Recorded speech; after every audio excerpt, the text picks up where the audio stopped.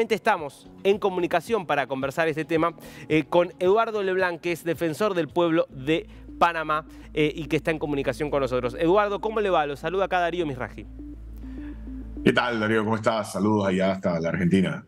Muchas veces cuando encaramos el tema de la crisis migratoria vemos lo que pasa en Venezuela, que la gran mayoría de los que se van son venezolanos, lo que pasa en la frontera entre Estados Unidos y México. Hablamos de el tapón del Darién, pero no siempre enfocamos en que Panamá es la salida del tapón. ¿Cómo se vive desde Panamá esto de que 400.000 personas, ya más de 400.000, estén pasando hacia allí? Sí, bueno, primero de todo, gracias por la entrevista. Para poner un poquito en contexto a todos quienes nos escuchan y nos ven, este es el 10% de la población de Panamá, ¿no? Es la cantidad de personas, imagínate. Y que es la sumatoria del 2022, 21, 19 y 18, y un poco más, porque hoy cerramos con 412.000 personas.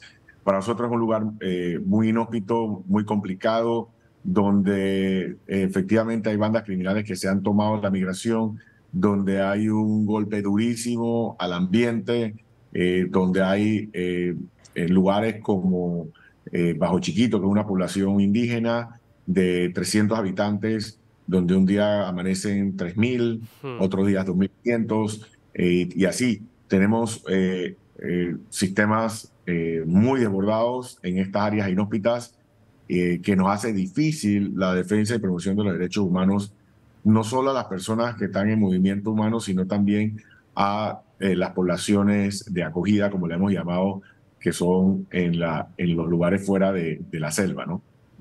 Ahora, Eduardo, es impactante el dato, ¿no? Estamos hablando del 10% ya de la población panameña. Ni siquiera un país extremadamente rico podría procesar esto sin enormes dificultades, mucho más Panamá, que aún siendo de los países de Centroamérica con mejores recursos, no deja de ser un país de renta media, como son los países latinoamericanos. Digo, ¿cómo se procesa eso? ¿Cómo se le da acogida?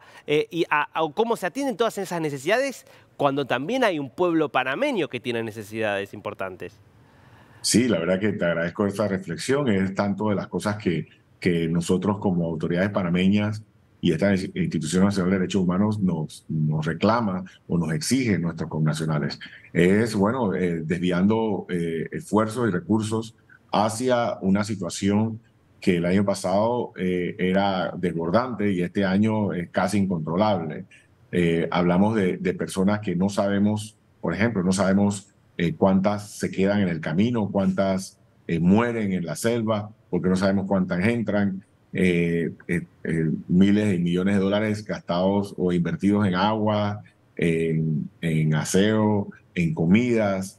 Es un problema bastante grave y grande, pero lo hemos estado trabajando con mucho respeto a los derechos humanos y mucho orden. Hoy en día el gobierno está implementando y así nosotros estamos verificando y estamos de alguna forma auditando un corredor humanitario para que desde Darién vayan directo hasta Costa Rica y así evitando una parada adicional que hacían en Panamá. Hacían dos paradas, evitando una parada adicional, lo cual conlleva un gasto menor al migrante y un país básicamente que van a pasar expreso Panamá. Pero es la única forma, de lo contrario estaríamos igual o peor inundados en Nueva York, una ciudad donde yo visité hace poco y vi las condiciones en el hotel, en uno de los hoteles, no voy a decir la marca, en uno de los hoteles, y la verdad que es bastante desesperante la situación que viven allá también.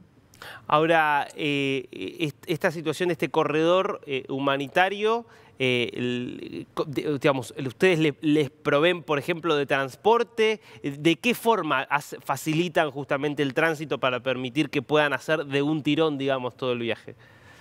Sí, claro que sí. Mira, para poner en contexto un poquito, las personas viajan desde Necoclí a Capurganá, eso es Colombia. En Capurganá ingresan a la selva del Darién, dependiendo tu agilidad, la puedes pasar en 4 o 5 días o una semana. De ahí llegan a una estación de recepción de migrantes donde es verificado por los servicios de seguridad panameños, verificación biométrica, a ver si eres buscado por Interpol o algunas agencias internacionales.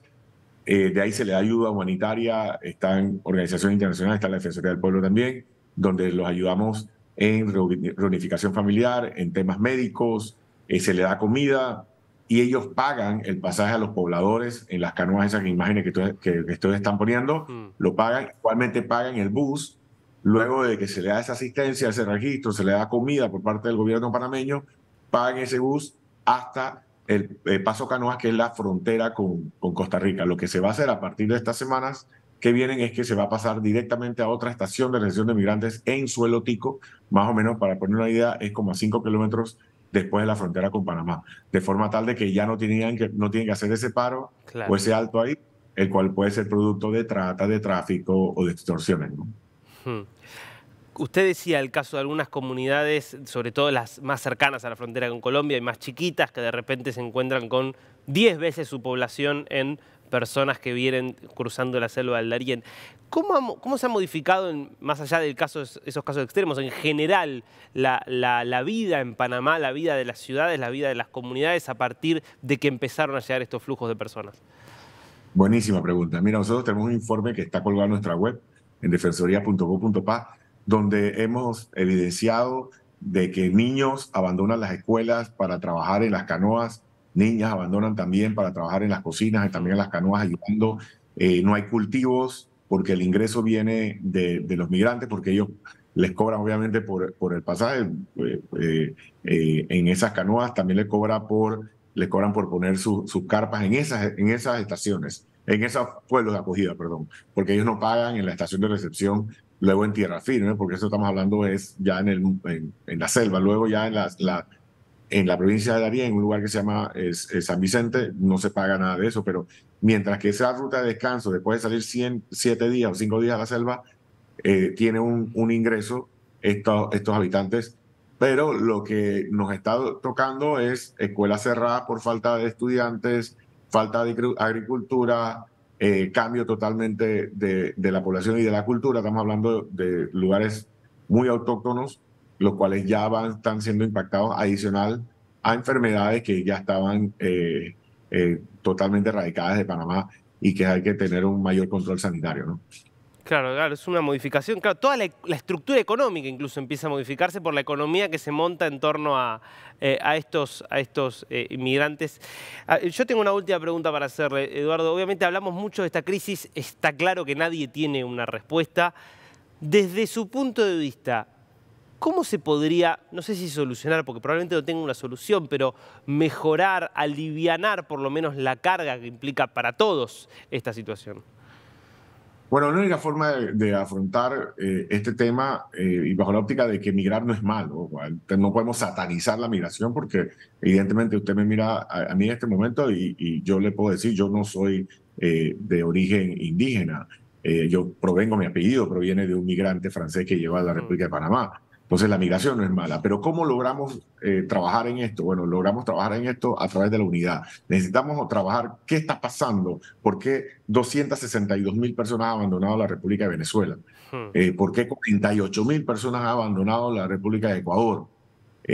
Trabajar en los países de tránsito con nosotros y el destino, pero esto lo tenemos que hacer con la ayuda de toda la comunidad internacional, con ayuda de recursos, porque no pueden preferir recursos a unos sobre otros, no, hay que repartirlo equitativamente, porque la República de Panamá, como ustedes lo han dicho, una de las mayores economías pujantes de Latinoamérica, sí, pero está siendo golpeada económicamente todas las instituciones, incluyendo esta Institución Nacional de Derechos Humanos, producto de responsabilidades compartidas. Entonces, la única forma es que trabajemos, es que Colombia nos ayude también y registre quiénes van pasando, que ataque el comercio internacional, la trata y el tráfico que se da en las fronteras y también que los países de destino también generen algún tipo de ayuda hacia Panamá y hacia estos países. El gobierno americano, sin lugar a duda, y los otros gobiernos que nos ayuden porque la carga es muy pesada para un solo país. Clarísimo, Eduardo. Muchas gracias por este tiempo con News.